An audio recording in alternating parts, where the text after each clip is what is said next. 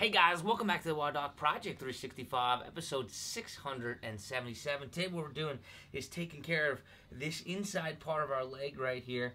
It's an area where we commonly get something called shin splints, or in the medical community they call it posterior tibial or medial tibial stress syndrome. The reason why they call that is because this is the inside of our shin, and it's this junction point where we have our posterior, our tibialis posterior muscle and our tibia, right, which is the bone, the larger bone of our lower leg. There's a smaller bone as well called the fibula. Now, when we repetitively use our lower limbs, either jumping or running activities, sometimes what we'll get is we'll get some separation and prying between the muscles that sit, or the muscle that sits just directly behind the tibia and the tibia itself.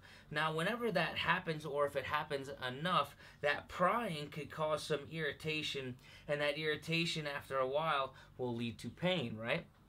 One of the ways in which we could take care of that is with some dynamic cupping. Now, dynamic cupping is done with silicone cups, right? They're not the same cups that you would see at the acupuncturist, the hard glass cups.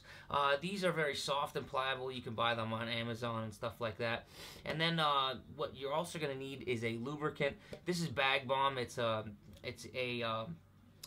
sheep, what you call it, lanolin, sheep lanolin. And it's just a natural form of a lubricant, but you can use any kind that you really want to. Now, I already placed that lubricant on. As you can kind of see, there's a little bit of gloss to the inside of my shin.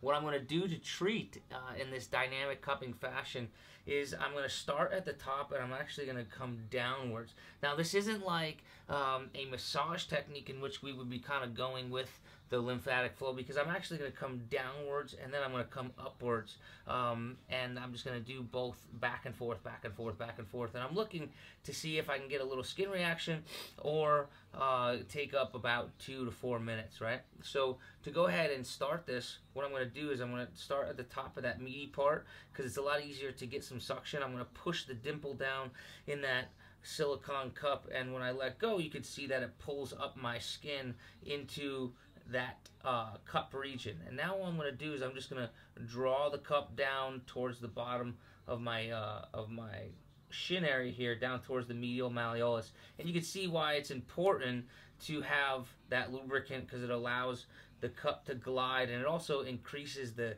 skin, the suction contact. It works a lot easier that way.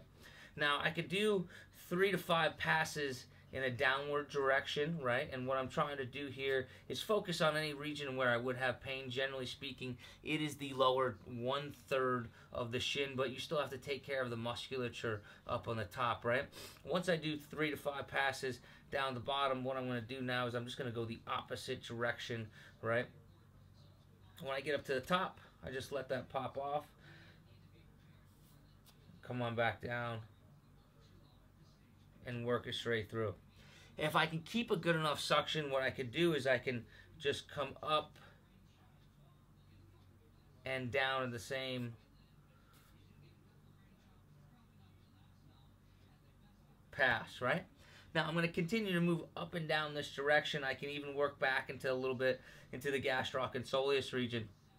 But the object is to complete 2 to 4 minutes in this particular region, and do this at least once a day for 5 to 6 days a week, and see if we can get some results. It's a very non-invasive, self-limiting way to try to treat those shin splints at home. So guys, try this out, dynamic cupping, lower extremity for medial tibial stress syndrome. Hope this helps you out, and until tomorrow, we're optimizing function to optimize performance.